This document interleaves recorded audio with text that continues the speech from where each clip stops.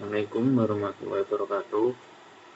Perkenalkan, nama saya Muhammad Naufal Habib dari kelas reguler 2 jurusan Teknik Mesin angkatan 2022-2023 dari Universitas Mercubuana. Di sini saya akan mempresentasikan sebuah jurnal yang berjudul Corrosion as a Source of Destruction in Construction, yang bersumber dari International Journal of Civil Engineering and Technology, yang merupakan tulisan dari Muhannad Al-Serawi, Rasela Yasenko, Esra M. Edan, dan Svetlana Sotnik. PPT ini saya buat untuk memenuhi tugas dari mapel korosi dengan dosen pengampu Ibu Sri Ayu Arwati dari AMC PSD. Pokok pembahasan pada presentasi kali ini yaitu yang pertama, jenis kerusakan pada konstruksi bangunan yang disebabkan karena korosi. Yang kedua, pemilihan material yang cocok untuk konstruksi. Ketiga, klasifikasi kerusakan korosi. Yang keempat, metode untuk mengidentifikasi korosi. Dan yang terakhir yaitu cara untuk mencegah korosi. Masuk ke dalam pendahuluan. Dalam konstruksi modern menggunakan bahan struktural yang berbeda seperti plastik, kayu, batu bata, keramik, silika, beton, kaca, logam, dan lain-lain. Bahan-bahan tersebut memiliki komposisi, struktur kimia, fisik, dan mekanik yang berbeda.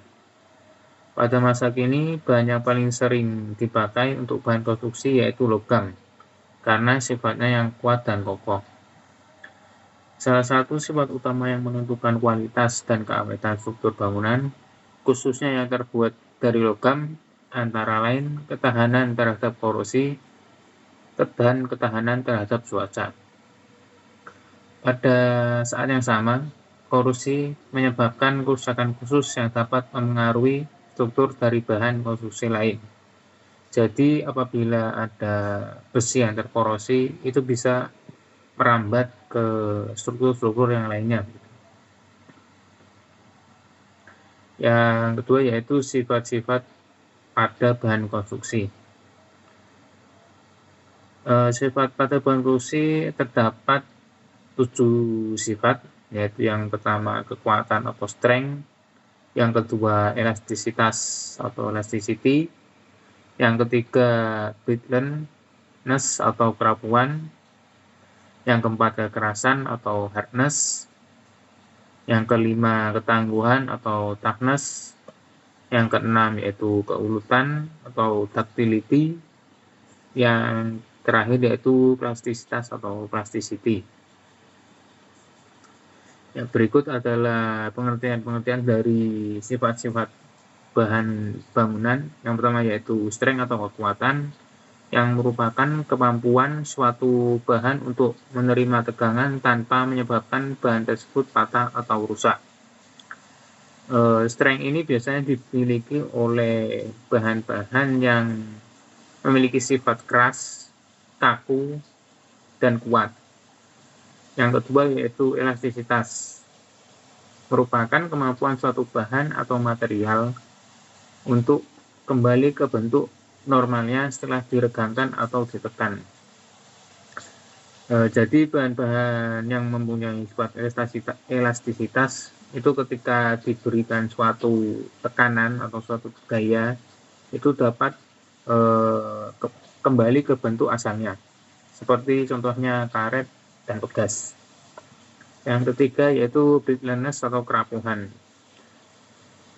yang merupakan sifat material yang memungkinkan menahan deformasi permanen.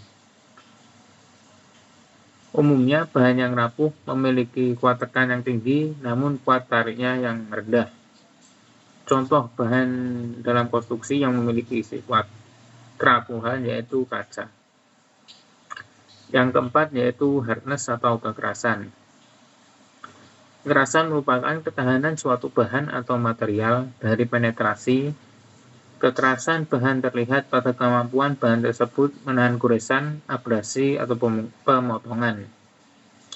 Contoh-contoh bahan yang memiliki sifat hardness yaitu baja, tungsten, berlian, dan lain sebagainya. Yang kelima yaitu toughness atau ketangguhan. Merupakan kemampuan suatu bahan yang memungkinkan untuk menahan goncangan atau benturan. Ketangguhan adalah kondisi kebalikan dari kerapuhan yang merupakan kombinasi kekuatan dan plastisitas. Jadi bahan bangunan yang memiliki sifat hardness itu memiliki sifat kombinasi atau campuran dari kekuatan dan plastisitas. Seperti contoh, baja ringan, besi tempa, baja dengan campuran mangan, dan lain sebagainya. Yang ke-6 yaitu ductility atau keuletan. Keuletan memungkinkan bahan bangunan tersebut dibuat menjadi kekal tipis dan panjang. Contoh bahan bangunan yang memiliki sifat keuletan yaitu baja ringan, tembaga, dan aluminium. Yang terakhir yaitu elastisitas, plastisitas, yang merupakan sifat bahan di mana jika bahan tersebut mengalami beberapa deformasi permanen tanpa pecah atau rapuh. Bahan seperti timbal adalah bahan yang memiliki sifat plastis pada suhu kamar dan baja adalah material yang bersifat praktis. Jadi plastis itu merupakan sifat bahan apabila dia diberikan tekanan itu tidak kembali ke bentuknya semula. Jadi berubah bentuk seperti itu. Yang selanjutnya yaitu faktor korosif pada struktur bangunan. Ini bisa dilihat pada bagian di samping. Rate atau tingkat korosi sendiri terbagi menjadi non-agresif, slightly, moderately agresif, dan strongly agresif. Serta faktor-faktor yang mempengaruhi fisik suatu bahan yang disebabkan oleh lingkungan itu dapat berupa gangguan seperti dalam bentuk padatan, gas, ataupun berasal dari cairan. Yang terakhir yaitu karakter lingkungan yang mempengaruhi korosi suatu bahan itu dapat terjadi secara biologis, ataupun secara kimia. Lingkungan di mana logam terkorosi tersebut disebut dengan lingkungan yang korosif atau agresif. Pada bagian di samping ini menunjukkan klasifikasi umum dari faktor-faktor yang mempengaruhi penghancuran struktur bangunan secara korosif. Kerusakan korosif yang disebabkan oleh pengaruh lingkungan terdapat beberapa tingkatan, yaitu tidak agresif, sedikit agresif, sedang, dan sangat kuat. Wujud zat yang dapat menyebabkan korosi dapat berasal dari padatan, gas, dan cairan yang mengkorosi suatu bahan secara proses kimia maupun biologis. Selanjutnya yaitu macam-macam korosif yang terjadi pada struktur bangunan. Yang pertama yaitu chemical corrosion. Chemical corrosion ini terjadi dengan adanya proses kontak suatu unsur logam dengan lingkungannya yang kondusif untuk pengembangan korosi, di mana terdapat reaksi oksidasi dan unsur logam dan reduksi komponen pengoksidasi lingkungan terjadi secara bersamaan. Contoh dari chemical corrosion atau korsi secara kimia terdapat pada pelapis atau coating pengencang, itu seperti baut, mur, klem, pondasi, dan kolom-kolom yang terdapat wear mesh. Yang kedua yaitu underground corrosion atau korosi bawah tanah. Underground corrosion terjadi karena heterogenitas lingkungan dan akses oksigen yang tidak merata di berbagai lokasi struktur bawah tanah. Dalam kebanyakan kasus, mengarah pada penghancuran bagian individu dari struktur dalam bentuk bisul yang dalam. Penyebab akses oksigen yang tidak merata ke area yang relatif kecil dari struktur bawah tanah dapat berupa kepadatan tanah yang berbeda, kurangnya lapisan insulasi kontinu di area tersebut, dan kelembapan tanah yang tidak merata. Pada tanah yang basah, korosi dapat terjadi karena kondisi aerasi yang berbeda. Korosi bawah tanah juga dipahami sebagai proses elektrokimia penghancuran logam dan struktur beton di dalam tanah yang disebabkan oleh pengaruh kelembapan tanah. Underground corrosion sering terjadi pada sambungan pengencangan bawah tanah, batang baja, pondasi atau tiang pancang, gulungan untuk perlindungan kabel, beam, dan kolom. Seperti dilihat, ini merupakan pelindung kabel bawah tanah yang terbuat dari besi mengalami kerapuhan sehingga menyebabkan korosi yang kemudian merusak struktur dari besi tersebut sehingga mengakibatkan kehancuran struktur.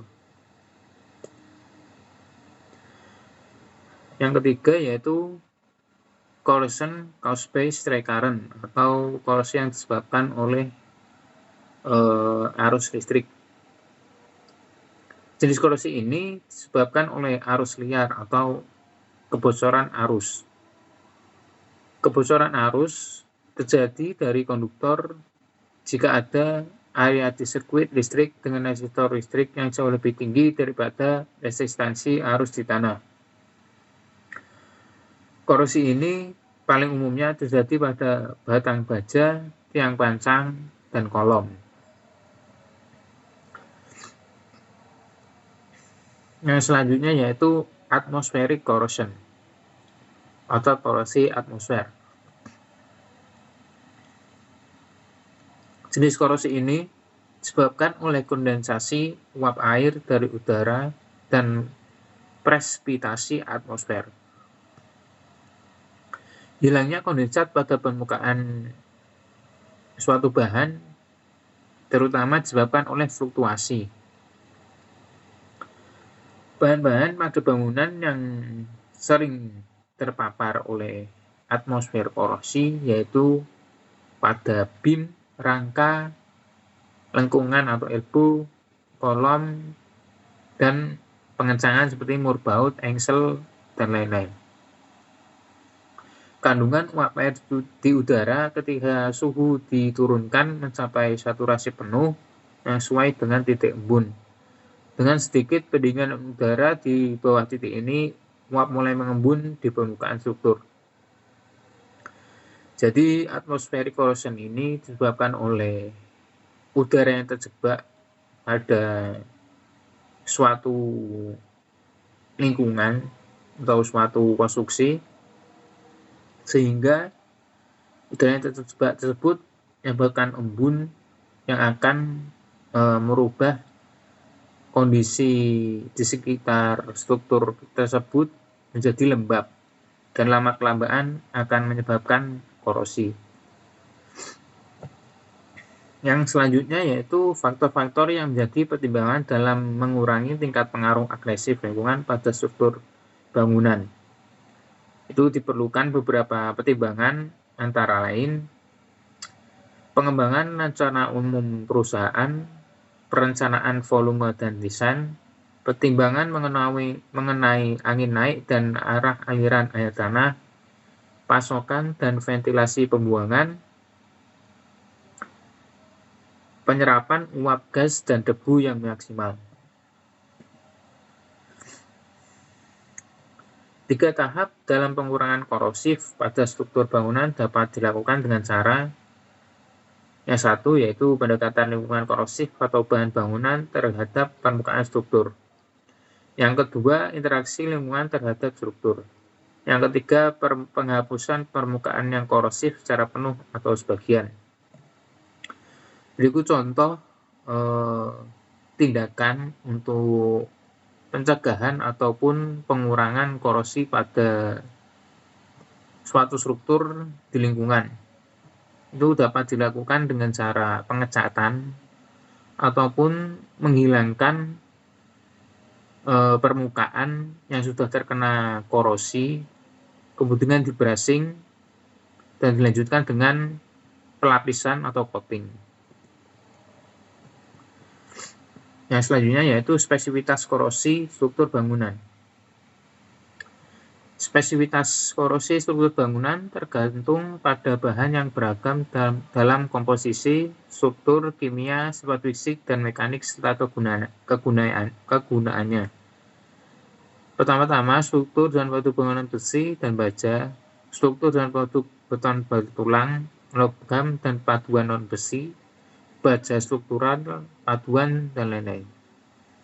Klasifikasi korosi struktur bangunan yang ada didasarkan pada ketergantungan pada mekanisme proses serta kondisi aliran korosinya. Untuk mengklasifikasikan korosi struktur bangunan dengan mempertimbangkan karakter kerusakan di antara lainnya kedalaman kerusakan korosif, tipe-tipe area yang korosi, serta karakter geometrik kerusakan dan arah kerusakan sehingga dapat diambil tindakan pencegahan. Korosi dapat dibagi menjadi 3 jenis, yaitu padat, selektif, dan lokal. Selanjutnya, korosi dapat terjadi pada permukaan logam, di bawah permukaan logam, atau dalam volume logam. Kemudian, penyebab kerusakan oleh lingkungan, yang pertama yaitu korosi gas lingkungan pada suhu yang tinggi. Yang kedua, korosi atmosfer logam dalam kondisi atmosfer pada kelembapan yang cukup untuk membentuk film elektrolit pada permukaan logam, terutama dengan adanya gas korosif atau aerosol asam dan garam. Yang ketiga, kondisi cairan yang ada di sekitar lingkungan struktur. Yang keempat yaitu bawah tanah, itu korosi logam di tanah yang disebabkan oleh kelembapan. Setelah itu dapat diklasifikasikan berdasarkan tingkat kerusakan yang terjadi, itu menjadi korosi resah, korosi dalam gesekan, kavitasi, dan korosi kontak. Dan begitu perlu mempertimbangkan jenis lingkungan korosif yang dapat dibagi menjadi biologis, di bawah tegangan, dan secara kimia. Berikut bagan-bagan itu ya, jenis korosi, tempat terjadinya korosi, dan proses korosi itu dibagi secara apa. Berikut adalah klasifikasi korosi pada bangunan berdasarkan karakter spesifik dan arah kerusakannya. Yang pertama ada equal corrosion, non-equal corrosion, lokal, dan selektif. Ini bisa dilihat dari mungkin uji lab ya. Dapat dilihat dari struktur-struktur kandungan dalam bahan yang terkorosi. Ciri khas dari kerusakan korosi yang disebabkan oleh kelembapan kondensasi dibandingkan dengan jenis korosi lainnya adalah distribusi lokasi kerusakan dan karakter kawah yang tidak merata. Korosi adalah serangan destruktif suatu material akibat reaksi dengan lingkungannya. Setiap logam memiliki perilaku korosi yang unik dan melekat yang dapat berkisar dari ketahanan korosi yang tinggi hingga rendah. Selain itu, ketahanan korosi suatu logam sangat bergantung pada lingkungan di mana logam tersebut terpapar dan hubungan umumnya atau korosivitas lingkungan. Ini bisa dilihat jenis-jenis korosi yang terjadi pada permukaan itu memiliki karakter atau ciri khas yang berbeda-beda sehingga dapat diketahui apa yang menyebabkan korosi itu terjadi.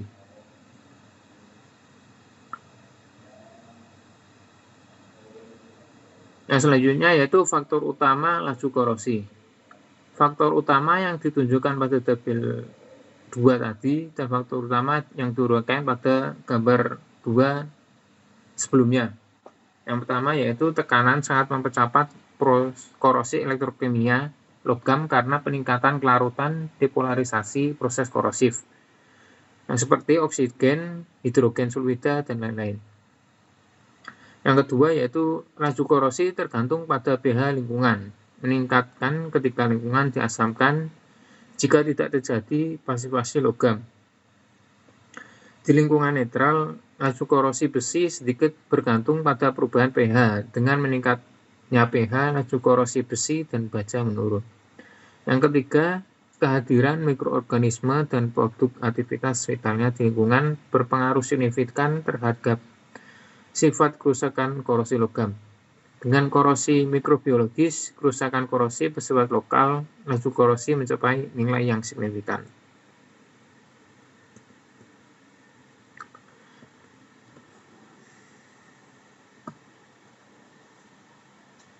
Berikut rekomendasi untuk mengurangi laju kerusakan korosi. Yang pertama dapat dilakukan dengan cara mengurangi derajat ketidakstabilan termodinamika dengan cara pendekatan potensial dari proses katoda anoda. Yang kedua yaitu peningkatan polarisasi katodik. Yang ketiga yaitu peningkatan polarisasi anodik.